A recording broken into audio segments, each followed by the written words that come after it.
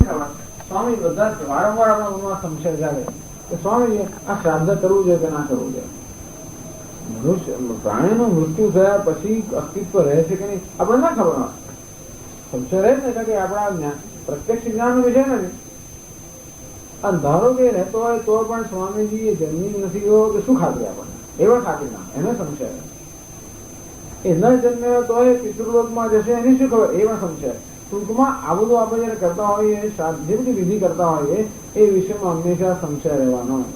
હું તો કહું એ વિષયમાં શું આ બ્રહ્મા શું કરે એમાં સંશય રહેવાનો કે શું કર્યું, કેવી રીતે કર્યું. એટલે જે વસ્તુનું આપણે જ્ઞાન ના હોય અને જે આપણે પ્રત્યક્ષ જ્ઞાન વિષય ના હોય એ વિષયમાં હંમેશા સંશય રહેવાનો.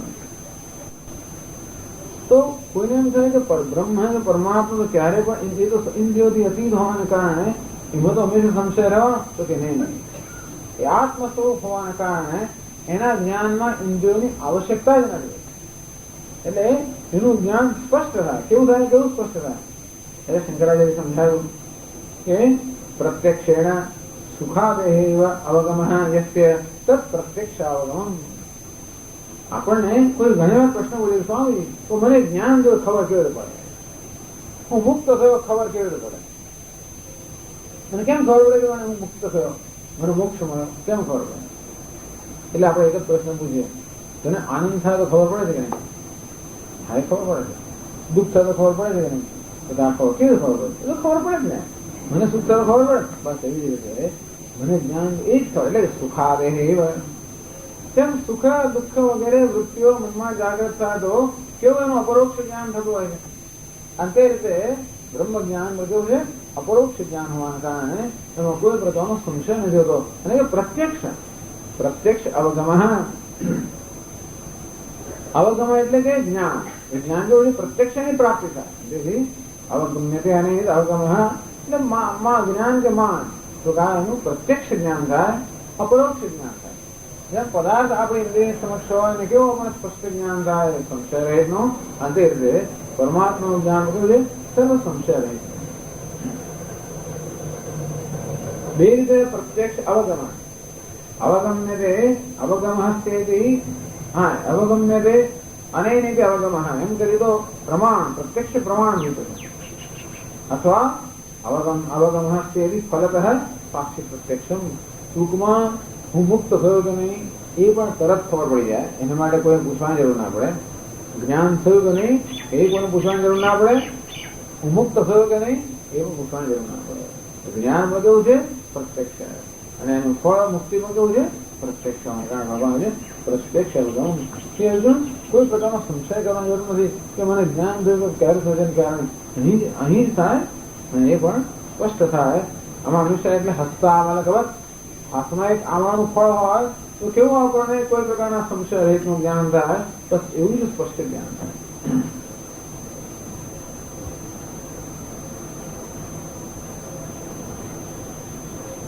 મયા ઇદં વિદિતં અથ નષ્ટ ઇદાનીમ અત્ર મમ જ્ઞાનમ ઇતિ સાર્વલૌકિક સાક્ષાનુભવઃ. બધા જ્ઞાની પુરુષના અનુભવ છે.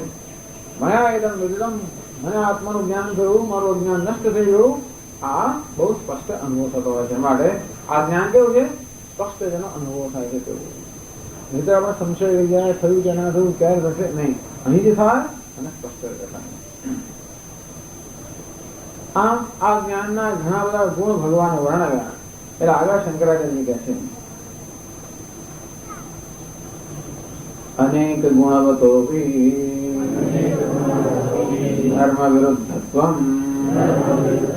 દૃષ્ટમ તથા આત્મજ્ઞાનમ ધર્મ વિરોધી કિંતુ ધર્મ્યમ ધર્માત અનપેદમ.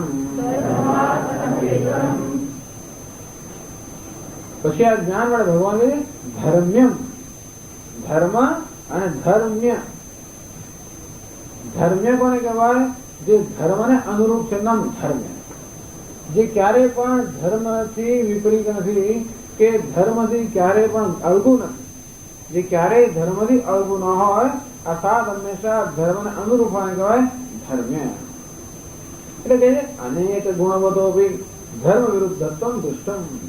ઘણી વાર વસ્તુ ગુણકારી બહુ હોય અને છતાં પણ ધર્મની વિરુદ્ધ હોય. ભગવાનના જ્ઞાન ગુણકારી તો બહુ છે. પવિત્રમ છે, પવિત્ર છે, ઉત્તમ છે, વિદ્યાઓ રાજા છે, બધું પ્રત્યક્ષ અવગમ, પણ છતાંય કદાચ એ વસ્તુ ખરેખર ધર્મને અનુરૂપ છે કે માંસ ભક્ષણ ઘણી વાત થાય. માંસ ભક્ષણ ઘણી વાર આપણે દવાઓ બધી આપતા હોય અને ઘણી વાર આપણે કહેવાનું કે એટલે આમ કહે છે કે લસણ ખાવ તો આવા લાભ થાય, કાંદા ખાવ તો ફલાણા લાભ થાય, પછી માંસ ખાવ તો ફલાણા લાભ થાય, એવું જાત જાતના લાભ તો બહુ વણાતા હશે. ભાવ ખાઈએ તો એ વસ્તુ ધર્મને અનુરૂપ નથી. અને તે રીતે લાભકારી વસ્તુ હોય એ હંમેશા ધર્મને અનુરૂપ હોય એવું કોઈ નિયમ નથી. અને તે રીતે આ ઘણું ગુણવાન વસ્તુ છે, ગુણકારી વાત. લસણ કેવું છે? ગુણકારી છે, અને છતાં પણ ધર્મને અનુરૂપ. એટલે આપણા શાસ્ત્રમાં કાંદા લસણ આવી વસ્તુઓ દુર્ગંધ આવે એ વસ્તુઓનો નિષેધ કરે. એટલે ગુણકારી વસ્તુ હોય છતાં પણ ધર્મને અનુરૂપ હોય નિયમ નથી. માંસ ભક્ષણ તો એથી વધારે લોકો માંગે. માંસ ખાય આ જો હિન્દુસ્તાન લોકો માંસ આંગળી પડ્યા છે કારણ કે તમારો ખોરાક આવો ઘાસ ફૂસ ખાય છે. એટલે જો પેલા સ્વામી વિવેકાનંદજી પોતે જ કહેતા, જો પશ્ચિમના લોકો બધા કેવા છે, ધર્મમાં સુરાતન છે અને ગમે એવી મુશ્કેલીનો સામનો કરવાનો, હવે ક્યાં આવ્યું તો કે માંસ ખાય છે તો માંસ ખાઓ. બોલ સ્વામી થઈને આવું કેનારા હતા. એમના મનમાં એટલી બધી અધીરાઈ હતી કે કેવી રીતે આ બધા લોકોને છૂટા કરવા. અધીરામાં આવું તો ક્યાં અંગ્રેજી બસ એક જ અધીરા કે કેવી રીતે આ દેશની અંદર એક આમ ક્રાંતિ લાવી દઉં. એટલે કે બધા લોકો આમ કરવા તેમ. એટલે ઘણી વાર ધર્મ વર્મમાં ભૂલી દેવામાં કે ઘણી વાર ધર્મને પછી સાઈડમાં બાજુ મૂકી દેવામાં આવે. પણ એટલે ઘણી વાર ગુણકારી વસ્તુઓ હોય કે શિયરની આગ હોય કે આગ આવે છે એટલે એનાથી ગમે તમે જેનું ઈચ્છો એનો નાશ કરી શકો. અજાત જાતનો એમ કરીને ઘણી બધી વસ્તુઓ પ્રબળ હોય છતાં પણ એવી ધર્મ વિરુદ્ધ છે. એટલે ખાલી કદાચ કોઈ એવો સંશય હતા અનેક ગુણાવલો ધર્મ વિરુદ્ધત્વ દૃષ્ટમ કે એ વસ્તુ બહુ જ ગુણકારી હોય અને છતાં પણ એ ધર્મને વિરુદ્ધ હોય એવું પણ આપણે ક્યારેક ક્યારેક જોઈએ છે. ન તથા આત્મજ્ઞાન ધર્મ વિરોધી. કોને એમ કે આત્મજ્ઞાન તો અત્યંત ગુણકારી છે પણ એ ધર્મને અનુરૂપ છે કે નહીં તો તેને નહીં. ઘણી વાર તો ધર્મની વિરોધી વસ્તુ જ ગુણકારી વધારે હોય છે. અત્યારે આપણે જાણીએ કે સ્વામીજી આપણી પ્રામાણિકતા અને સત્યના બી વાતો કરી તો કશું ધંધામાં કંઈ ચાલે નહીં, કશે ચાલે નહીં. એ બધાને બાજુ મૂકે તો જ ધંધો ચાલે, તો જ માણસોને પૈસા વગેરે. અત્યારે એમ જ લાગે છે કે ધર્મ વસ્તુ છે ખરે ગુણવાળી છે જ નહીં, અધર્મ જ ગુણકારી છે. ઘણી ગુણકારી વસ્તુ હોય પણ એ ધર્મને અનુરૂપ ના હોય તો પ્રામાણિક માણસો સ્વીકારે. એટલે પેલા જે દવા છે આમાં દારૂ છે દવાની અંદર, હા તો કે નહીં લો. હા પણ માજી તમારું સારું તો કે નહીં, આમ ફલાણું તો કે નહીં, તેથી વેલાય દવા તો કે નહીં લો, મરી જતા પણ નહીં લો. કેમ? મારા શરીરની અંદર આ અપવિત્ર વસ્તુનો પ્રવેશ નહીં થાય. બસ. એટલે ઘણા લોકો જન્મની વાત કે ધર્મથી વિરુદ્ધની કોઈ વસ્તુ કરે છે. ઘણા લોકો એવા છે જે ગંગા જળ સિવાયનું જળ જ ના પીએ. જ્યાં જાય તે ગંગા જળ એમના માટે મોકલાવવામાં આવે. બસ. કોઈ અપવિત્ર વસ્તુનો આ શરીરમાં પ્રવેશ નહીં. એટલે શરીરના અપવિત્ર મન અપવિત્ર થાય વગેરે વગેરે. એટલે આપણે એમ થાય કે જ્ઞાન પ્રાપ્ત કરવું પછી પણ એ અપવિત્ર વસ્તુઓ છે તો નહીં અર્થાત ન ધર્મ વિરોધી ધર્મ ધર્માદ અને પેતમ. વાસ્તવમાં આ જ મૂળભૂત ધર્મને અનુરૂપ છે. આ જ ખરો ધર્મ છે જીવનનો મૂળ. આ બધા ધર્મ જે છે અર્થાત જે આપણે ધર્મનું પાલન કરતા હોઈએ છીએ, ધર્મને જીવનના મૂલ્યોનું આચાર વિચાર જે બધાનું પાલન કરતા હોઈએ એનો પણ હેતુ શું છે? ચડાવવા અંતઃકરણને શુદ્ધ કરવાનો એનો પણ હેતુ શું? પરમાત્માની પ્રાપ્તિનો. અને એવી બધા ધર્મોમાં મૂળભૂત ધર્મ કયો? આત્મજ્ઞાન. એટલે કેવું છે? ધર્મ ખરેખર જીવનનો મૂળભૂત આ ધર્મ છે. એ હચે દવેદી અથ સત્યમસ્તી નો છે વિનષ્ટિ. આ જીવનમાં મનુષ્ય જીવનમાં જ્ઞાન પ્રાપ્ત થયું અથ સત્યમસ્તી તો મનુષ્ય દેહ સાર્થક થયો. નો છે હવે મહતી વિનષ્ટિ. અને જો અહીં જ્ઞાન ન પ્રાપ્ત થયું તો મહાન વિનાશ. એટલે ખરેખર મનુષ્ય જીવનમાં બીજા બધા જીવન પ્રાણીની વાત નથી પણ મનુષ્ય જીવનનો મૂળભૂત ધર્મ કરો મુક્ત થવું છે. મનુષ્ય એક જ વસ્તુ ઝંખેરવો છે, મોક્ષ. આ બધી જ પ્રવૃત્તિઓ, બધી ઝંખનાઓ, બધી જીવનમાં ખટપટ ચાલે છે એ બધો જીવનમાં જે સંઘર્ષ છે ને મળે છે મુક્ત થવા માટે. અને એક જ વસ્તુ જો મુક્ત કરી શકાય જ્ઞાન. અંતેથી આ જ્ઞાન એ જીવનનો મૂળભૂત ધર્મ છે. અંતેથી ધર્મ એ ધર્મને અનુરૂપ છે. હે અર્જુન તું ચિંતા ના કરીશ. આ જ્ઞાન કેવું છે?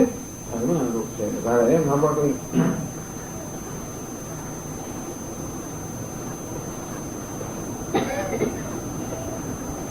એ ધર્મ નું બે પણ અર્થ કરે છે. અનેક જન્મ સંચિત નિષ્કામ ધર્મ ફલમ. ધર્મ ફલમ તો કે ધર્મનું ફળ. શંકરાચાર્ય એનો અર્થ કર્યો ધર્મને અનુરૂપ છે. બીજો અર્થ ધર્મનો અર્થ કર્યો ધર્મનું ફળ છે. અનેક જન્મની અંદર ખૂબ બધા આપણે પુણ્યકર્મ સંચય કર્યો હોય એના પરિણામ જ્ઞાન થાય.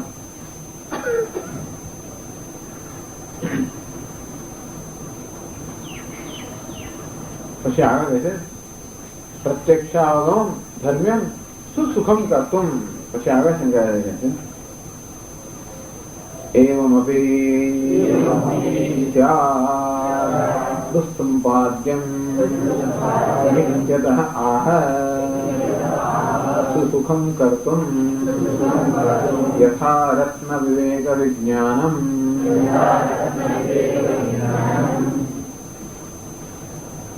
કોઈને ધર્મ તો બહુ દુસ્સંપાદ્ય છે. ધર્મ એટલે શું? બહુ ક્લેશ થાય. ધર્મનું પાલન કરવા તો ક્લેશ થવાનો. આચાર વિચારનો બરોબર આપણે પાલન કરવું હોય તો ક્લેશ બહુ થવાનો.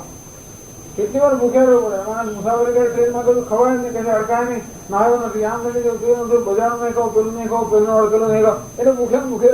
ધર્મના બધો જેટલા આચાર વિચારમાં આપણે નિષ્ઠા રાખવા છીએ એટલા માણસો બહુ ક્લેશ સહન કરવો સામે.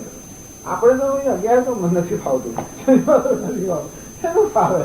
કારણ કે એ કશું કરવા માટે ઘણો બધો ક્લેશ સહન કરવો એમાં આપણે તૈયાર નથી. ધર્મનું પાલન કરવા માટે, આચાર વિચારનું પાલન કરવા માટે ખૂબ બધો ક્લેશ સહન કરવો પડે. આપણે જોયું છે આપણા ખાસ કરીને આપણે માતા પિતા બધા લોકો જે ધર્મનું પાલનમાં જરા હતા કેટલો ક્લેશ સહન કરતા હતા કરી રહ્યા છે. એમને તો ધર્મનું પાલન થાય નહીં. ધર્મ અર્થાત આચારનું, આપણા મૂલ્યનું આપણું પાલન. જેનો મૂલ્યોનું પાલન કરતો ગાંધી તે પણ દુઃખમાં બળી બળીને ખાક થઈ જાય. સત્યનું અહિંસાનું પાલન કરવા જાઓ તો ચારે બાજુ આઘાત તો થયા જ કરતા ભયંકર ક્લેશ થાય. આમ સ્થૂળ દ્રષ્ટિએ આપણે આચાર વિચારનું પાલન કરવા જઈએ તો બધા વર્તમાન ઉપવાસમાં ક્લેશ થાય. અને જરા સૂક્ષ્મ દ્રષ્ટિએ મૂલ્યોનું પાલન કરવા જઈએ તો કેટલો ત્યાગ કરવો અને સહન કેટલું કરવું પડે. આમ ધર્મ તો તમે ભગવાન આપ કહો છો કે જ્ઞાન ધર્મ છે, ધર્મ અનુરૂપ છે. ધર્મ તો બહુ ક્લેશ જન્મ હોય. ધર્મ સેવા તસ્તે ક્લેશ સાધ્યત્વ. તો ધર્મ તો ખૂબ બધો ક્લેશ ના કરીએ ત્યાં સુધી એ સાધ્ય ના થઈ શકે તો શું આ જ્ઞાન પ્રાપ્ત કરવા બહુ ક્લેશ કરવો પડે? કશી તૈયાર નથી. એટલે ભગવાને જો કેટલું સરળ કર્યા પડે. એટલે એવા વિષય તો સંપાદન ધારો કે ધર્મ અનુરૂપ હોય તો પણ એને સંપાદન તો અત્યંત કઠિન હોય એવું બની શકે. એટલે કે એની સુસુખમ કરતું. તો કે નહીં આ કરવું અત્યંત સરળ. સુસુખમ સુખમ સુસુખમ એટલે સમજાવે છે રત્ન વિવેક વિજ્ઞાનમ. એવું આપણે ધારો કે રત્નને પારખવાનું વિજ્ઞાન મળી જાય. કોઈ પરખ કરનારો હોય, રત્નની કોઈ ઝવેરી હોય, એ આપણે ધારો કે રત્નની પરખ કરવાનું આપણે જ્ઞાન આપી દેતો. સરળથી જ્ઞાન પ્રાપ્ત કરવું એ જ્ઞાન અત્યંત સરળથી પ્રાપ્ત. પણ એ જ્ઞાન કેવું છે? પછી જ્યાં જાય તો અત્યારે તો રત્ન બધા મળતા નથી, પણ જૂના જમાનાની અંદર પહાડમાં તમે જાઓ તો બધા પહાડમાં બધા રત્નો ખૂબ હોય. જો પરખ કરનારો હોય તો બધું ઘણું મને મળી જાય, તરત મળી જાય. અત્યારે તો ત્યાં કાંકરા પથરા છે કે ગાર્બેજ છે, કશું મળતું નથી પહાડોની અંદર. પણ જે જમાનાની અંદર આ બધી સમૃદ્ધિ હતી ત્યાં રત્નનું જેને જ્ઞાન હોય તો સરળતાથી આ સિદ્ધિ પ્રાપ્ત થાય. પણ એ કેવું છે કે રત્નનું પરખનું જ્ઞાન પ્રાપ્ત કરવું બહુ સરળ છે. એનું પરિણામ કેવું છે? મહાન છે. અંતે હે અર્જુન ચિંતા ના કરીશ, સુખમ અત્યંત સરળતાથી આ જ્ઞાન પ્રાપ્ત થઈ જાય. કેવી રીતે? તો આમાં કરવાનું છે, ખાલી શ્રવણ કરવાનું. ગુરુ ઉપદર્શિત વિચાર સહૃદયના વેદાંત વાક્ય ને સુખે ને કરતું શક્યમ. એક જ વસ્તુ કર્યા કરવાની, આપણે કશું કરવાનું જ નહીં. માત્ર ગુરુ ઉપદેશ આપણને શ્રવણ જ કર્યા કરવાનું, બીજું કઈ કરવાની જરૂર નથી. ખાલી શ્રવણ કર્યા જ કરીએ તોય કશું બીજું નહીં કરીએ તો જરા ધીમે ધીમે શ્રવણની સાથે આપણે સહકાર આપીશું તો ઝડપથી. પણ શ્રવણ કર્યા પછી સહકાર ન જ આપીએ તોય વાંધો નથી. એ ધીમે ધીમે કામ કરે. વૈદની દવા લઈએ, પરેજી પાડીએ તો દવાનું ઝડપથી અસર કરે. પરેજી ના પાડે તો ધીમે ધીમે સર્ગાય. કઈ રીતે? અહીં પરેજી પાડીએ, સમાધિ, સત્ય, સંપત્તિ, વિવેક, વૈરાગ્ય એમ કરીને શ્રવણ કરીએ તો આમ ફટાફટ એનું પરિણામ આવે. એ પરેજી ન પાડતા હોઈએ તો ધીમે ધીમે પણ પરિણામ આવે. ગુરુ ઉપદેશિત વિચાર હૃદયના, ગુરુ જેનો ઉપદેશ કરે છે એનો એ સતત વિચારથી વેદાંત વાક્યને સુખેન કર્તુમ શક્યમ. અને આ વેદાંત વાક્યથી આ જ્ઞાન સરળતાથી પ્રાપ્ત. એમાં કશું આપણે કરવાનું હોતું જ નથી. ખરેખર જ્ઞાન પ્રાપ્ત કરવામાં આપણો કોઈ પ્રયત્ન હોતો જ નથી. કર્મ જે છે પુરુષ તંત્ર છે, જ્ઞાન જો છે વસ્તુ તંત્ર. કર્મ કરવું હોય તો મારે ખરેખર સંકલ્પ કરવો પડે, મારે પ્રયત્ન કરવો હોય તો કર્મ થાય ને. કઈ કરવું હોય તો આપણે પ્રયત્ન કરવો પડે ને. પ્રયત્ન કરતા પહેલા આપણે સંકલ્પ કરવો પડે, પ્રયત્ન પણ ના થાય. હું મનમાં એકવાર સંકલ્પ હાથ ઊંચો થાય તો હાથ ઊંચો થાય, હાથ ઊંચો ના થાય. કર્મ કરવા માટે હાથ પગ હલાવવા પડે, હાથ પગ હલાવવા માટે સંકલ્પ કરવો પડે. અને કર્મ કેવું છે? પુરુષ તંત્ર. પુરુષની એમાં સ્વતંત્રતા છે, એનો પ્રયત્ન છે. કર્મ કરવામાં પ્રયત્ન છે. તો જ્ઞાન પ્રાપ્ત કરવામાં અમારા હાથમાં શું છે? તો પેન છે. એ જાણવા માટે શું પેન છે? હું કહેવા માટે પ્રયત્ન કરવો પડે, કર્મ કરું તો પેન છે. જાણવા માટે શું પ્રયત્ન કરવો પડે? કોઈ પ્રકારનો પ્રયત્ન નહીં. કારણ કે આપણી આંખો ખુલ્લી હોય અને પદાર્થ સામે હોય તો જ્ઞાન આપોઆપ જ થાય. અંતે જ આપણી અંતઃકરણના ચક્ષુ સાત્વિક અંતઃકરણ હોય અને એમાં શ્રવણ થતું હોય તો જ્ઞાન અત્યંત સરળતાથી પ્રાપ્ત થાય. એટલે સુખમ ટૂંકમાં ન દેશ કાળાદિ વ્યવધાન અપેક્ષતે પ્રમાણ વસ્તુ પર તંત્રવાદ જ્ઞાન છે. એવું નથી કે ક્યારેક જ્ઞાન થશે, બીજે ક્યાં થશે, એમાં જ્ઞાનમાં કોઈ પ્રયત્ન હોતો નથી. ખરેખર તો બધા પ્રયત્નો છોડી દીધી ત્યારે જ્ઞાન થાય એવું છે. જ્યાં સુધી પ્રયત્ન કરીને જ્ઞાન થાય નહીં કોઈ વસ્તુનું જ્ઞાન આવે પણ સરળ જોઈએ તો આને જ્ઞાન થાય. પણ આપણે પ્રયત્ન કરીએ આંખો નામ છોડીએ નામ કરીએ તો આ વસ્તુ પણ દેખાય નહીં. અંતે રીતે બધો પ્રયત્ન ખરેખર આપણું મન મૂકી દે ત્યારે જ્ઞાન થાય. એટલે જ્ઞાન કેવું છે? કોઈ પ્રકારના પ્રયત્ન રહી જોઈએ. આપણો તો પ્રયત્ન કરવામાં એટલો પ્રયત્ન કરીએ છીએ એટલે જ્ઞાન સરળ વસ્તુઓ આપણે અત્યારે એટલી મુશ્કેલ લાગે છે કે આપણે મુશ્કેલ વસ્તુ કહેવાય લાગે. એકદમ મારી ચર્ચા કરે કોઈ કહે કે આપણા કોઈ વિદ્યાર્થીને બીજો કોઈ પૂછવે કે આ શું કરવાની જરૂર, ભગવાન એક તો આવો સંસાર બનાવેલો છે, એમાં પાછી આપણને આવા ધકેલ્યા અને હવે શું કામ શું કામ ક્લાસમાં જાઓ છો, આ ધંધો સમાજ શું કામ કરો છો, શું કામ ક્લેશ સહન કરો છો? કારણ કે અમારે શું બસ આરામથી જીવો ને. આ જીવનમાં અમારે કઈ આ કરવાની જરૂર નથી લાગતી. કોઈ મુક્ત થતું છે નહીં, આમ બધું વાતો કરવા છતાં પણ શું કામ તમારે ખાઈ પીને મજા ના કરી? તો સ્વામી એને શું જવાબ આપો? બહુ ખાઈ પીને મજા કરી શકતો હોત તો કઈ જરૂર નથી. ખાઈ પીને કોઈ મજા કરી નથી શકતો એ તો પ્રશ્ન છે ને. જો ખાવા પીવાની જીવનમાં મજા કરી શકતા હોત તો શા માટે આ કશાની જરૂર હોત? પણ જીવનમાં મજા કરી શકતા નથી. બધું ખાવા પીવાનું આપ્યું હોય તો એને ખાઈ શકતા ને. ન આપ્યું ના ખાવા તો સમજ્યા. પણ જેમ વધારે આપ્યું વધારે મુશ્કેલી નથી આવે છે. ટૂંકમાં જો જીવનમાં તો સુખી હોય તો તારે મારી પાસે આમ કઈ જરૂર નથી. પણ જીવનમાં સુખી એટલે આપણે તો પ્રયત્ન એવો જાત જાતનો ઉલટો સુલટો દુઃખ એમને ઉભા કરતા હોઈએ છીએ. એટલે ખરેખર સુખમ એ બધો પ્રયત્ન મૂકી દીધો હોય તો એનો હોય વૈરાગ્ય. વૈરાગ્ય એટલે કોઈ વસ્તુ બધા આગ્રહ રાખવા એટલે કે રાગ, આગ્રહ છોડવા એટલે વૈરાગ્ય. છોડવું સરળ નથી. હંમેશા અખંડાનંદ મહારાજ કે ચાલ આ પેન પકડી રાખો હાથમાં, કઈ એનો જોર ના પડે. પણ ધારો કે 5 મિનિટ 1 કલાક પકડી રાખો તો જોર પડે. એટલે કોઈ તો પકડી રાખવા બહુ જોર પડે. એને છોડી દેવામાં શું થાય? કઈ ના થાય, છોડી દીધું. કોઈ પ્રકારનો પ્રયત્ન નહીં. પકડી રાખવામાં પ્રયત્ન, આગ્રહ હોવામાં પ્રયત્ન, છોડવું સરળ. અંતેથી આ શું કહે છે? છોડાવે છે આપણે બધાને. અંતેથી અત્યંત સરળ છે. એટલે આ સુખમ કરતો હે અર્જુન, આ કરવામાં એટલે કે પ્રાપ્ત કરવામાં અત્યંત સરળ છે. અવ્યયમ હવે આગળ જાય છે. તત્ર અલ્પ આયાસાનાં કર્મણાં સુખ સંપાદ્યાનાં અલ્પફલત્વં દુષ્કરાણાં ચ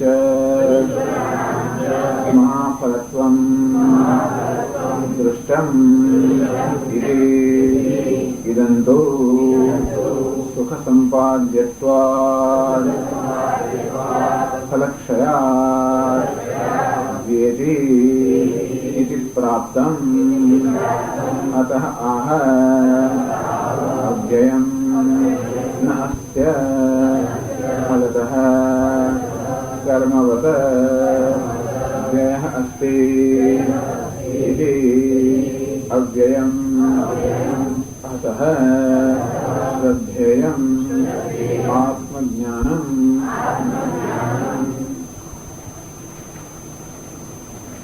चलो प्रत्यक्ष अवगम प्रत्यक्ष प्राप्त થાય જ્ઞાન પ્રત્યક્ષ નું તરત ફળ મળે એવું કે જ્ઞાન અત્યારનું ફળ ભવિષ્યમાં એવું પણ તરત જ મળે। સુખમ જે પ્રાપ્ત કરવું અત્યંત સરળ છે। અંતો તત્ર અલ્પ આયાસામ એટલે ભગવાન આ જ્ઞાન પ્રાપ્ત કરવું કોઈ આયાસમાં કરવો પડતો હોય તો એવું કેવું હોય? અલ્પ આયાસાનામ કર્મણામ અલ્પ આયાસાનામ કર્મણામ સુખ સંપાદ્યાનામ અલ્પ ફલત્વમ। આપણે જાણીએ છીએ કે હંમેશા જે કરવામાં થોડો પ્રયત્ન કરવો પડે એનું ફળ પણ એવું જોઈએ। અને દુષ્કરામ કે મહાફલત્વમ જેમ કોઈ આપણે કર્મ કરતા હોઈએ એ જેમ વધારે કઠિન હોય વધારે દુષ્કર હોય તો એનું ફળ પણ વધારે મોટું હોય। અને કર્મ કરવામાં જો કોઈ ખાસ પ્રયત્ન ન હોય તો ફળ પણ કેવું હોય? અલ્પ હોય। તો સામાન્ય અનુભવ છે। તો ભગવાન આ જ્ઞાન પ્રાપ્ત કરવામાં જો ખાસ કઈ પ્રયત્ન ન હોય તો થયું થયું કે જ્ઞાનનું ફળ પણ અલ્પ હશે। આપણો અનુભવ એવો છે કે ભાઈ જેટલું વધારે પ્રયત્ન કરીએ એટલું વધારે મળે।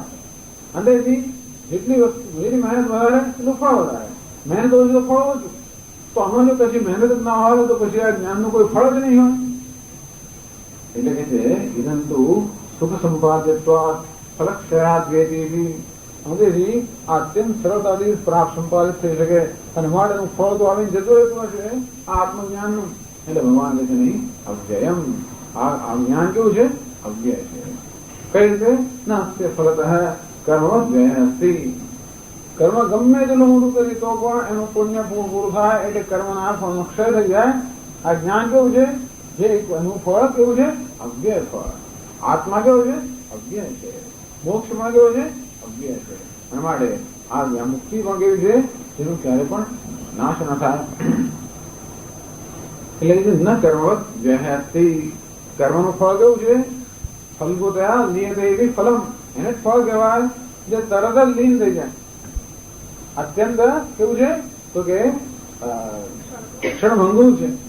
ત્યારે આ કેવું છે? અવ્યય છે। આત્મજ્ઞાનને કારણે મોક્ષ પ્રાપ્ત થાય કેવું છે? અવ્યય અવિનાશી છે। તો ભગવાને આટલીથી વાત કરી। કર્મણામ પ્રતિ મહત્તાના ક્ષયિક ફલત્વમ એટલે યાજ્ઞવલ્ક્ય મહારાજ પણ કહે છે બૃહદારણ્યક ઉપનિષદમાં યોવા એક અક્ષરમ ગાર્ગી અવિદિત્વા અસ્માન લોકે જુહોતિ યજતે તપસ્તપ્યતે બહુની વર્ષ સહસ્રાણી અંતવદેવસ્ય તદ્ભવતિ। યાજ્ઞવલ્ક્ય ઋષિ ગાર્ગીને કહે છે કે હે ગાર્ગી આત્માને જાણ્યું ન હોય એ માણસ અજ્ઞાની હોય આ સંસારની અંદર ઘણું યજ્ઞ કરે, ઘણું બધું દેવતાઓનું સેવન કે પૂજા કરે, ઘણું તપ કરે, ઘણા બધા વર્ષો સુધી કરે અંતો પણ એનું ફળ કેવું છે? અલ્પ છે। અર્થાત આત્મજ્ઞાન સિવાય બીજી બધી વસ્તુનું ફળ કેવું છે? ક્ષીણ થયું છે। આ અક્ષય છે, અવ્યય ફળ। તો ભગવાને આ બધી પ્રશંસા સ્તુતિ કરી કોની? આત્મજ્ઞાન। શેના માટે? અતઃ શ્રદ્ધેયમ આત્મજ્ઞાનમ। માટે હે અર્જુન આ આત્મજ્ઞાનમાં શ્રદ્ધા હોવી જોઈએ। આ જ્ઞાન શું છે? જ્યાં સુધી પ્રાપ્ત ન થાય ત્યાં સુધી શ્રદ્ધાનો વિષય છે કે આ ગુહ્યતમ છે અને રાજ વિદ્યા છે, રાજગુહ્ય છે, પવિત્ર છે। આ બધું અત્યારે જ્યાં સુધી જ્ઞાન ન પ્રાપ્ત થયું ત્યાં સુધી શું છે? આપણે માટે શ્રદ્ધાનો વિષય છે। એટલે હે અર્જુન આ જ્ઞાનમાં શ્રદ્ધા કરવી જોઈએ। શ્રદ્ધા ન હોય તો આપણે પહેલું પગલું પણ ન મારી શકીએ। પણ આવશ્યકતા છે ને શ્રદ્ધાની। આમ શ્રોતામાં એના આદર ઉત્પન્ન કરવા માટે, શ્રદ્ધા ઉત્પન્ન કરવા માટે, ઉત્કંઠા કે ઉત્સાહ ઉત્પન્ન કરવા માટે, તત્પરતા ઉત્પન્ન કરવા માટે ભગવાનના અર્થે જ્ઞાનની સ્તુતિ કરવી। અને છેવટે એટલે શંકરાચાર્ય કહે છે કે આ જ્ઞાનમાં શ્રદ્ધા કરવી જોઈએ।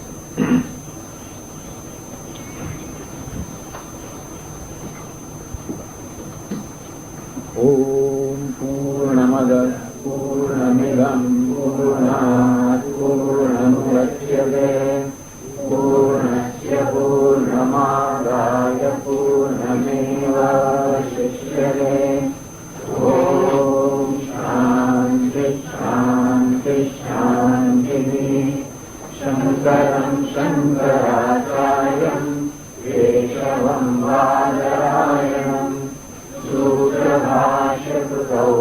द्वे भगवन्तौ पुनः पुनः ईश्वरो गुरुरात्मेति मूर्तिभेदविभागिने व्योमवद्व्याप्तदेहाय दक्षिणामूर्तये नमः।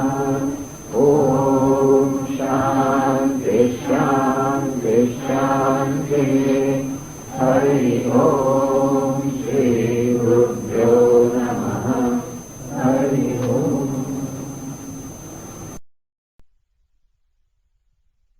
ओम नारायणः परो व्यक्तात्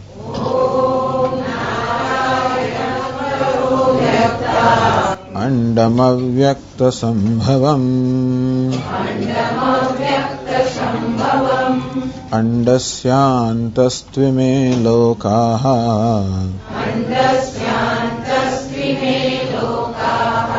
सप्तद्वीपा च मेदिनी।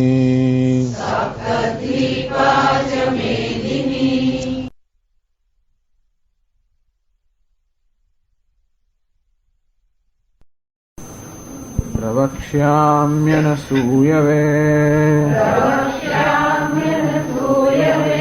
ज्ञानं विज्ञानसहितम् यज्ञात्वा मोक्ष्यसे शुभात्। राजविद्या राजगुह्यम् पवित्रमिदमुत्तमम् प्रत्यक्षावगमम् धर्म्यम् सुसुखं कर्तुमव्ययम्। हम બીજા શ્લોકમાં ભગવાને જ્ઞાનની સ્તુતિ કરી. રાજવિદ્યા સર્વ વિદ્યાઓની રાજા, સર્વ વિદ્યાઓમાં શ્રેષ્ઠ. જે વિદ્યા પ્રાપ્ત કર્યા પછી સર્વ વિદ્યાઓની પ્રાપ્તિની તૃપ્તિ જેમાંથી પ્રાપ્ત થાય. રાજગુહ્યમ સર્વ ગુહ્ય ગોપનીય મૂલ્યવાન પવિત્ર વસ્તુઓમાં પણ સર્વથી શ્રેષ્ઠ એની પણ રાજા. પવિત્રમ ઇદમ ઉત્તમમ, ઉત્તમમ પવિત્રમ સર્વને પાવન કરનાર. અનેક જન્મથી સંચિત કરેલા પાપ પુણ્ય સર્વ કર્મને બાળીને ભસ્મ કરી દેનાર આ જ્ઞાનની પવિત્રતા તો વાત જ શું કરવી. શંકરાચાર્ય કહે છે પ્રત્યક્ષાવગમમ, જેનો પ્રત્યક્ષ અનુભવ થાય છે. એવું નથી કે જ્ઞાન મૃત્યુ પછી પ્રાપ્ત થાય, અહીં જ પ્રાપ્ત થાય અને પ્રત્યક્ષ રીતે જેટલી સરળતાથી કે સ્પષ્ટતાથી સુખ દુઃખ આ બધી વૃત્તિઓનું જ્ઞાન થતું હોય એવી જ સરળતાથી આ જ્ઞાન થાય કે હું બ્રહ્મ છું, હું પરમાત્મા છું, ઈશ્વર છું અથવા પૂર્ણ છું. જેમ પેલા 10મા છોકરાને જ્ઞાન થાય હું 10મો છું, એ જ્ઞાન કેવું અપરોક્ષ થાય. અને તે રીતે હું પૂર્ણ છું આ જ્ઞાન એ પ્રત્યક્ષ અવગમન. અને જેવું જ્ઞાન છે હું 10મો છું, કેવો બધા દુઃખમાંથી મુક્ત થઈ ગયો. જેવું જ્ઞાન છે કે હું 10મો છું, અને 10મો તો હું છું, અંતેથી 10મો ખોવાઈ ગયાને કારણે, એવા ભ્રમને કારણે જે કંઈ મનમાં દુઃખ શોક વિષાદ ઉત્પન્ન થયો એ બધો ક્ષણવારની અંદર નષ્ટ થઈ ગયો. અને તે રીતે પોતાને અપૂર્ણ જાણવાને કારણે જે કંઈ સતત શોકથી પીડાઈ રહ્યો છે આ મનુષ્ય, જ્યારે હું પૂર્ણ છું એ પ્રકારનું જ્ઞાન થાય, સર્વ શોકમાંથી તત્કાળ મુક્ત થઈ જાય. એ રીતે પણ એનું ફળ જે છે એ પણ પ્રત્યક્ષ છે. એવું નહીં કે પરોક્ષ, ભવિષ્યમાં મળે નહીં, તાત્કાલિક છે. સુસુખમ ધર્મ્યમ, અજ્ઞાન જે છે એ ધર્મને અનુરૂપ છે. જીવનનો એ જ મૂળભૂત ધર્મ છે, ધર્મને અનુરૂપ. સુસુખમ કરતું, અને કરવું અત્યંત સરળ છે જો એની જ લગ્ની હોય તો, અર્થાત એવી જિજ્ઞાસા હોય. એ તો ખરું જ્ઞાન માટેનું અધિકારત્વ શું તો કે જિજ્ઞાસા, જ્ઞાન માટેની ઈચ્છા, તીવ્ર ઈચ્છા. એક જ ઈચ્છા જીવનમાં હોય, બીજી બધી ઈચ્છાઓ એ બધી ઈચ્છાઓ આમાં આડે આવતી હોય છે. આ જ્ઞાન નહીં થવામાં અથવા જ્ઞાન થવામાં બહુ સમય લાગવામાં અને મુશ્કેલી પડવાનું કદાચ કોઈ કારણ હોય તો એ નથી કે જ્ઞાન થવામાં મુશ્કેલ છે એટલા માટે, પરંતુ એના બધા અવરોધો મનમાં રહ્યા હોવાને કારણે એ વસ્તુ આ જ્ઞાનને મુશ્કેલ બનાવી દેતી હોય. મન આપણું બહિર્મુખ હોય અને એવું હોવાને કારણે આપણું મન એને માટે તૈયાર નથી. બાકી એવું હોય તો શ્રવણ મનન વગેરેથી આ જ્ઞાન પણ સરળતાથી થાય. અવ્યયમ અને જ્ઞાનનું ફળ મોક્ષ એ પણ અવ્યય છે, અવિનાશી છે. આ રીતે ભગવાને આ જ્ઞાનની ખૂબ સ્તુતિ કરી. આતઃ શ્રદ્ધેયમ આત્મજ્ઞાનમ, અંતેથી આત્મજ્ઞાન પર શ્રદ્ધા કરવી જોઈએ, આવું મહાન હોવાને કારણે. હવે ત્રીજા શ્લોકમાં આત્મજ્ઞાનાખ્ય ધર્મે શ્રદ્ધાવાદામ તનિષ્ઠાનામ પરમપદ પ્રાપ્તિ. તો આત્મજ્ઞાન, ભગવાન આ આત્મજ્ઞાનને ધર્મ કહે છે, આત્મજ્ઞાન રૂપી ધર્મ, એમાં જેને શ્રદ્ધા છે. અંતેથી શ્રદ્ધા હોવાને કારણે, શ્રદ્ધા શા માટે હોવી જોઈએ? શ્રદ્ધાવાન લભતે જ્ઞાનમ. જો શ્રદ્ધા હોય તો તત્પર સંયતેન્દ્રિય, કોઈ વસ્તુમાં તત્પરતા, એમાં ઉત્સાહ, એમાં નિષ્ઠા ત્યારે જ આપણને જન્મે, જ્યારે એમાં આપણને શ્રદ્ધા હોય. આ જ્ઞાનમાં શ્રદ્ધા હોય કે આ જ્ઞાન એ જ જીવનનું ધ્યેય છે. જીવનમાં હું જે સિદ્ધ કરવા મથી રહ્યો છું એનો એકમાત્ર ઉપાય છે આ જ્ઞાન. એ જ્ઞાન હું પ્રાપ્ત કરી શકું એમ છું. આ બધામાં જો શ્રદ્ધા હોય, ઈશ્વરમાં શ્રદ્ધા હોય, શાસ્ત્રમાં શ્રદ્ધા હોય, ગુરુમાં શ્રદ્ધા હોય, જ્ઞાનમાં શ્રદ્ધા હોય, આત્મામાં શ્રદ્ધા હોય, તો આ શ્રદ્ધા હોય તો જ આપણામાં નિષ્ઠા જન્મે. શ્રદ્ધા ન હોય તો અનેક પ્રકારના સંશયો જન્મે, અને તો આપણે નિષ્ઠા ન જન્મે. અર્થાત આપણે મન મૂકીને એની અંદર પોતાની જાતને પરોવી ન શકીએ. કઈ વસ્તુ હંમેશા આપણા મનના એકાગ્રતામાં પણ વિક્ષેપ થાય, અનેક પ્રકારના સંશયો વગેરે. એટલે જેનામાં શ્રદ્ધા છે એ લોકો જ્ઞાન પ્રાપ્તિના પ્રયત્નો નિષ્ઠ છે, અને એ લોકોને શું પ્રાપ્ત થાય? પરમપદ પ્રાપ્ત થાય. હું બીજા શ્લોકમાં કહું તો ત્રીજા શ્લોકમાં ભગવાન તતઃ વિમુખાના, જે લોકો આનાથી વિમુખ છે, જેમને આના માટે શ્રદ્ધા નથી અને માટે વિમુખ છે, તો એ લોકો કેવા હંમેશા સંસારમાં જ રહે છે. એ ભગવાન ત્રીજા શ્લોકમાં અવિદ્વદ નિંદા, ત્રીજા શ્લોકમાં અવિદ્વાનની એટલે અવિવેકીની નિંદા કરે છે. તો ત્રીજા શ્લોકમાં કહે છે અશ્રદ્ધાના પુરુષાઃ ધર્મસ્યાસ્ય પરંતપ અપ્રાપ્ય મામ નિવર્તન્તે મૃત્યુ સંસાર વર્ત્મને. અશ્રદ્ધાનાઃ પુરુષાઃ ધર્મસ્ય અસ્ય હે પરંતપ. હે પરંતપ, આત્મજ્ઞાન રૂપી ધર્મ છે, એમાં જે લોકોને મનુષ્યને શ્રદ્ધા નથી. અંતેથી જે લોકોનું સેવન કરતા નથી. આપણે કોનું સેવન કરીએ? શ્રદ્ધા આવે. દવા આપણે ક્યારે લઈએ? શ્રદ્ધા હોય ત્યારે. ખાસ કરીને બધી કડવી દવાઓ ક્યારે આપણે લઈએ? આપણે જયારે એમાં શ્રદ્ધા હોય તો સેવન કરીએ, તો જ પરેજી પાડીએ. શ્રદ્ધા ના હોય તો દવા આપણે સેવન ન કરીએ, પરેજી ન પાડીએ, તો એનો લાભ તો ન થાય, પરંતુ પેલો રોગ વધતો હોવાને કારણે મહાન નુકસાન થાય.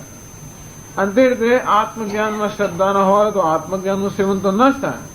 પણ આત્મજ્ઞાનનું સેવન ન થાય માટે અનાત્મનું સેવન થાય. જો સાચી વસ્તુનું સેવન ન થતું હોય તો એટલો લાભ ન થાય, પણ એ ખોટી વસ્તુનું સેવન પણ થતું હોય છે. એ તકલીફ છે જીવનની અંદર. સાચું માણસ ના કરે તો પછી ખોટું કરવા વગર કશું કર્યા વગર રહી શકવાનું નથી. માણસ કશું કર્યા વગર રહી શકવાનું નથી, પણ સાચું ના કરે તો ખોટું કરે. અંતે રીતે આત્મજ્ઞાનમાં શ્રદ્ધા ન હોય તો બીજા કશામાં શ્રદ્ધા રાખે. એમ કરીને પોતાના જીવનમાં અનેક પ્રકારનું દુઃખ જેમ નોંધે. અસ્ય ધર્મસ્ય અશ્રદ્ધાના પુરુષાઃ. હે પરંતપ, આ ધર્મ, આત્મજ્ઞાન રૂપી ધર્મમાં જે મનુષ્યો શ્રદ્ધા નથી ધરાવતા, અપ્રાપ્ય મામ નિવર્તન્તે, એ લોકો મને પ્રાપ્ત કર્યા વગર પાછા જાય છે. અર્થાત મનુષ્ય દેહ એમણે મને પ્રાપ્ત કરવા માટે ગ્રહણ તો કર્યો, પણ એ હેતુ સિદ્ધ કર્યા વગર, અર્થાત મને પ્રાપ્ત કર્યા વગર જ નિવર્તન્તે, વળી પાછા જાય છે. ક્યાં જાય છે? મૃત્યુ સંસાર વર્તમાની. જવાનું તો ક્યાં છે? મૃત્યુરૂપી સંસાર. એ સંસારના માર્ગમાં જ પાછા ફરે છે. આ મનુષ્ય દેહ મોક્ષ માર્ગ પર પ્રયાણ કરવા માટે ગ્રહણ તો કર્યો, પરંતુ મોક્ષ માર્ગનું એકમાત્ર સાધન આત્મજ્ઞાન, એમાં શ્રદ્ધા ન હોવાને કારણે એ લોકો સંસાર, મૃત્યુરૂપી સંસાર જે છે એના માર્ગમાં વળી પાછળ જાય છે. આ રીતે એટલે એ પ્રશ્ન પણ થાય કે ભગવાને કોઈ સુસુખમ કરતુમ, આ જ્ઞાન તો સરળતાથી આપણે પ્રાપ્ત કરી શકીએ, એવું જ હોય, અને પવિત્રમ ઉત્તમમ સર્વોત્કૃષ્ટ આ વસ્તુ છે, તો શા માટે બધા લોકો આ જ્ઞાનમાં પ્રવૃત્તિ નહીં કરતા? પ્રશ્ન થાય. ભગવાન જયારે કહે છે કે જ્ઞાન સર્વોત્કૃષ્ટ છે, બધા પાવન કરનારને પણ પાવન કરનારું છે અને વળી પ્રાપ્ત કરવું સરળ છે, આવું જયારે બીજા શ્લોકમાં કહ્યું ત્યારે પ્રશ્ન થાય કે શા માટે બધા જ લોકો આ જ્ઞાનનું સેવન નહીં કરતા હોય? અને જેમ હોય તો કોઈ સંસારી તથા ન કોઈ સંસારી સ્યાદ, તો કોઈ સંસારી રહે છે? આટલા બધા સંસારમાં કેમ છે? કેવા હોવા છતાં લોકોનું સેવન કરતા નથી? તો ભગવાન કહે છે કેવું? ભગવાન વિચાર આક્રોશ કરે છે કે આમાં કોઈ શ્રદ્ધા રાખતું નથી એમ કરીને ભગવાનને શાસ્ત્રમાં આપણે ભાષ્યમાં સમજાવે છે. ये पुनः अश्रद्धानाः श्रद्धा विरहिताः आत्मज्ञानस्य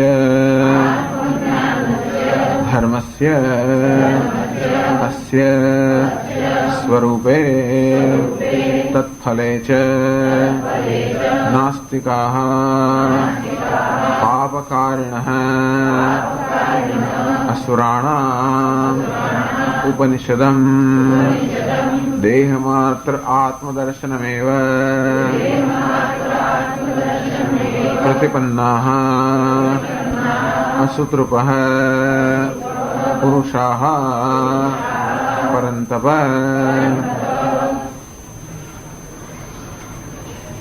જેની પાસે આ ભાષ્યની ચોપડી ના હોય, આપણી પાસે પૂરતી ચોપડી. પુનઃ અશ્રદ્ધાના શ્રદ્ધા રહિતા. અશ્રદ્ધાના અર્થાત જે પરંતુ જે લોકો શ્રદ્ધા વગરના છે. આ બધો શ્રદ્ધાનો જયારે આપણે પ્રારંભ કરીએ ત્યારે શ્રદ્ધાનો જ વિષય છે.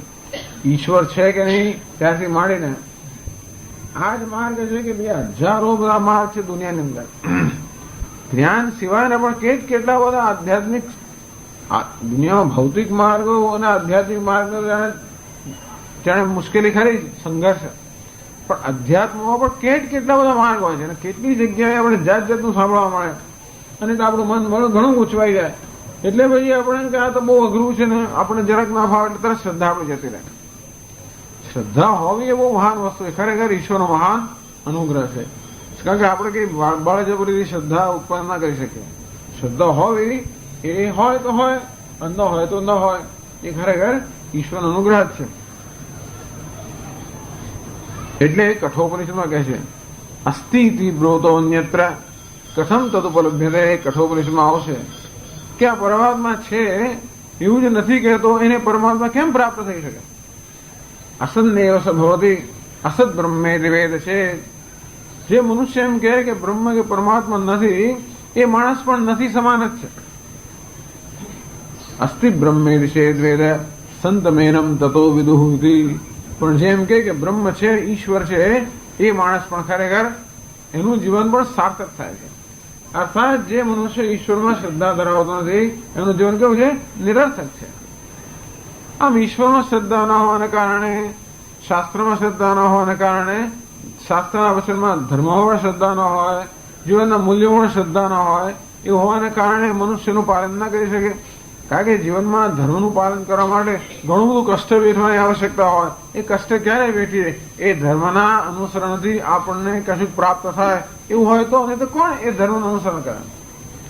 અંતેથી આધ્યાત્મિક માર્ગનું અનુસરણ કરવા માટે, જીવનના મૂલ્યોનું પાલન કરવા માટે, જપ તપ કરવા માટે ઘણી બધી શ્રદ્ધા જોઈએ. એનું ફળ હમણાં તો મળતું નથી.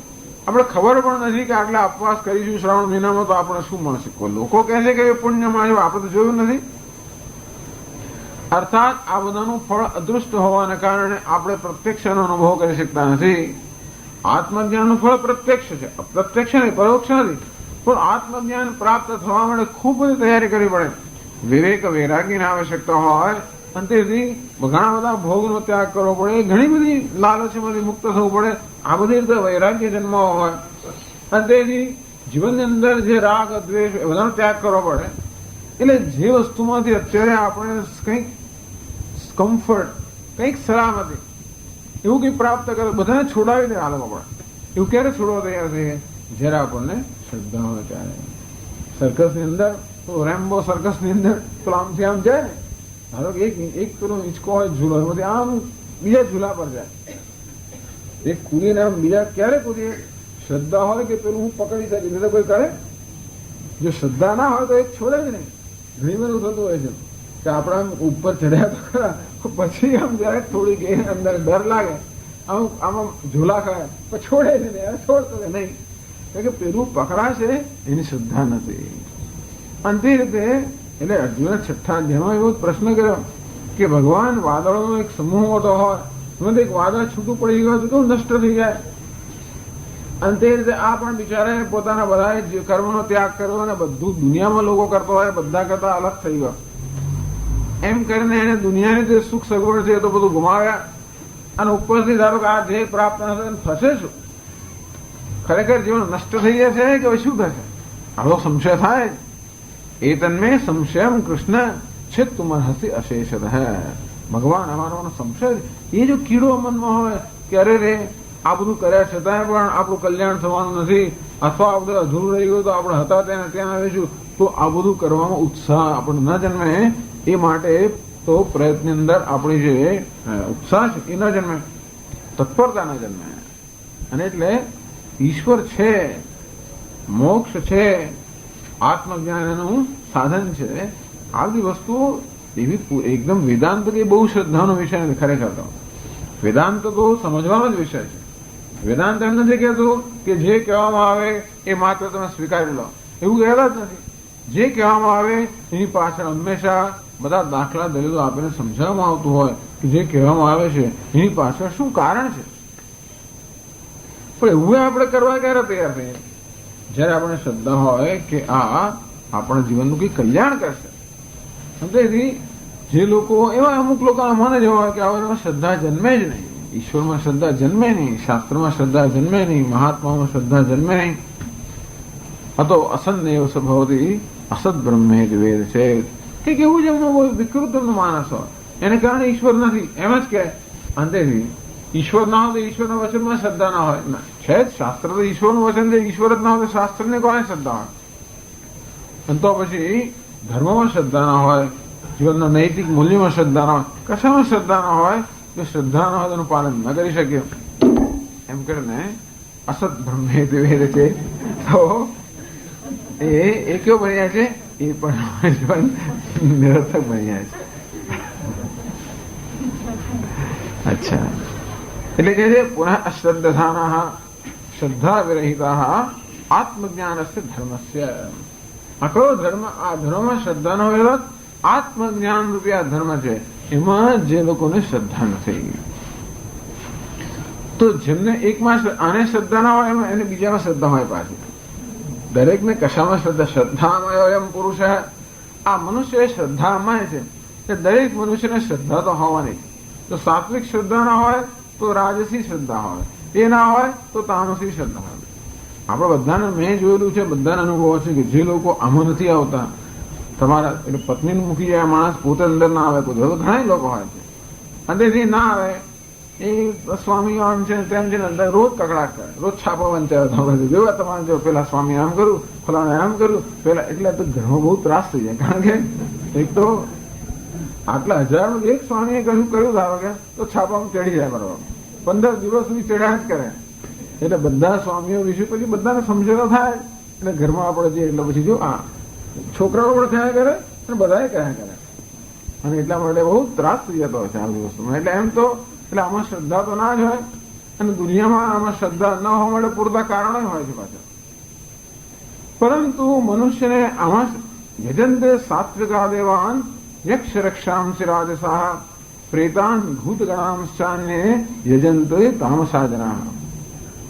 ભગવાન 17મા અધ્યાયમાં કહે છે કે જે સાત્વિક મનુષ્ય હોય એમને આપોઆપ જ દેવતાઓમાં શ્રદ્ધા હોય, આપોઆપ જ દેવતાઓનું દૈવી સંપત્તિનું એ વસ્તુનું જે લોકો પૂજન કરતા હોય એ જ એમને જેવું ધ્યેય હોય. યક્ષ રક્ષાંસી રાજસાહ, જે રજોગુણી મનુષ્ય હોય એ હંમેશા યક્ષો અને રાક્ષસો એટલે સમૃદ્ધિ અને સત્તા આ બધાનું જ હંમેશા પૂજન કરતા હોય. એમના બધાના હીરો હોય, દરેકના હીરો એટલે દરેકના એક આદર્શ પુરુષો હોય દરેકના. તમે લોકોને બેડરૂમમાં જઈને કોનો ફૂટાવો છે એ બધી ખબર પડે કે જેનો શું આદર્શ ધરાવે. ઘણા લોકો ત્યાં શું છે બોક્સિંગના અને પછી ક્રિકેટના એવા તો જાત જાતના હોય. જ્યાં ઘણા લોકોને ફિલ્મ સ્ટાર બધા લોકોના હોય, જાત જાતના લોકો દરેક જણ ને કોઈક તો દેવતા હોવો જોઈએ, એ ના હોય તો માણસ જીવી જ ના શકે. જીવનમાં કોઈકનું કોઈક તો આદર્શ હોવો જ જોઈએ. કોઈકનું તો માણસ પોતાના આદર્શ રૂપે ગણે જ. અને પછી નહીં તો પછી બીજા લોકો હોય એ આખું મહેનત એવા બધાના ફોટા રાખતા. શું એવા પણ હશે દુનિયામાં જે લોકો પ્રેતાન ભૂત ગણાંશાને આ પ્રેત ભૂત બધાની ઉપાસના કરનારા લોકો છે. પ્રેત ભૂત જે અત્યંત હીન તત્વો છે એની ઉપાસના કરવાનું જ એમને એવું જ એવી જાતની પ્રેરણા થાય. તમો ગુણી મનુષ્ય હોય એટલે એવી જ પ્રેરણા જન્મે.